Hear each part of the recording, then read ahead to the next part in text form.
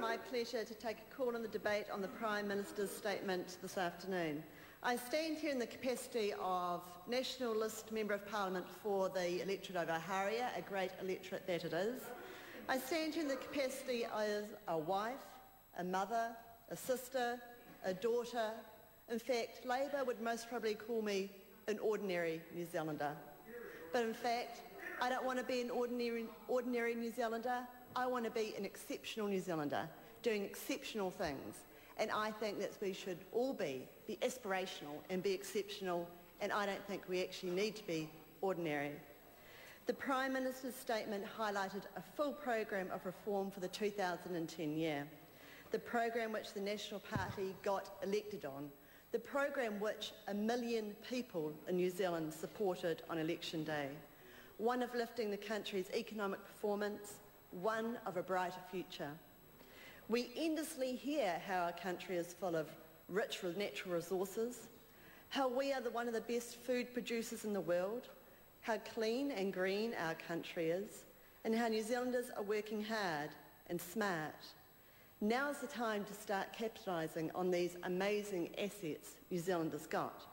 There is no silver bullet to ensuring New Zealand has globally competitive salaries, or where every child leaves school being able to read and write, or where the businesses want to stay in New Zealand because it's economically viable for them, or being able to turn around a child or even a family that has gone off the rails. There is no silver bullet. There is no one answer.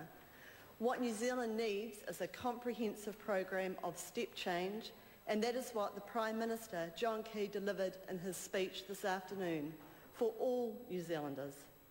The economy is an important driver to New Zealand, becoming a prosperous, safe country, and with well-paying jobs and a high standard of living. The Prime Minister today outlined 6 key drivers, which obviously the Labour Party slept through because they haven't been able to tell us what was actually delivered in that speech today, what the drivers were, what the platform is, or what the change will be, because there was much in that speech that highlighted that today. A growth-enhancing tax system is a good beginning. Currently, we have a tax system which taxes labour and investment income relatively high and taxes consumption relatively low. If we are serious about turning around New Zealanders from being spenders into savers, then the tax system is a powerful lever in making this change.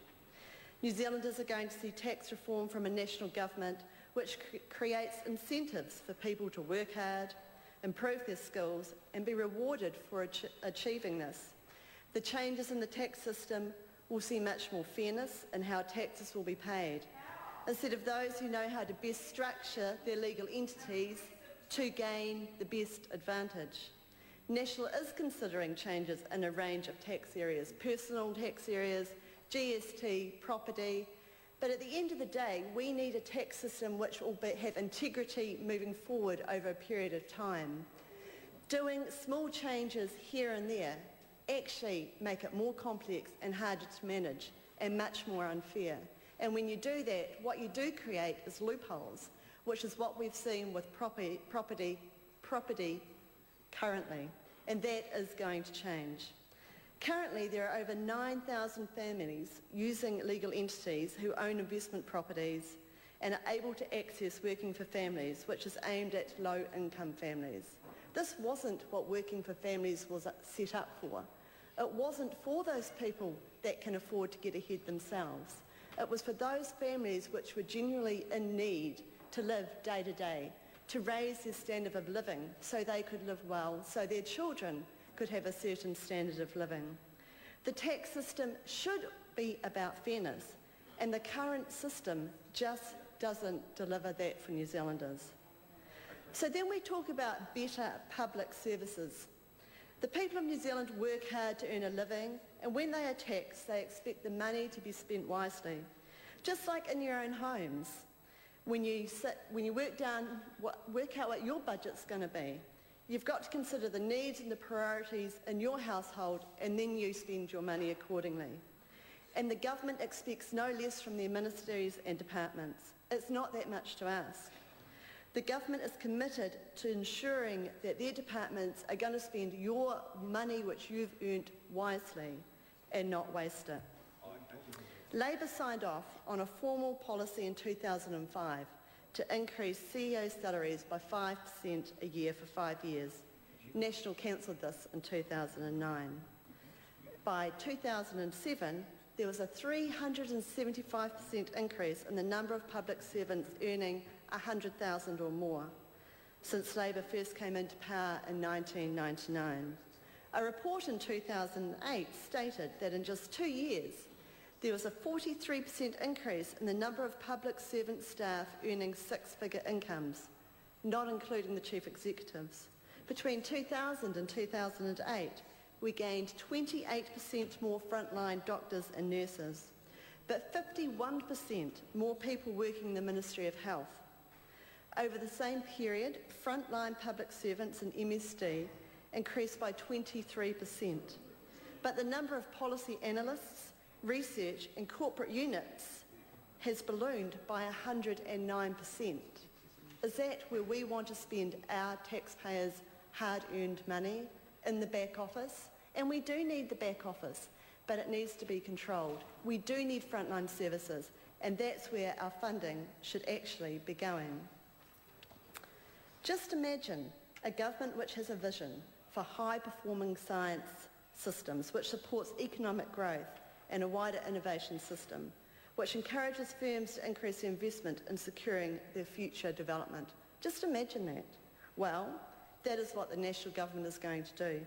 An investment in the Primary Growth Partnership of $40 million, increasing to $70 million this year.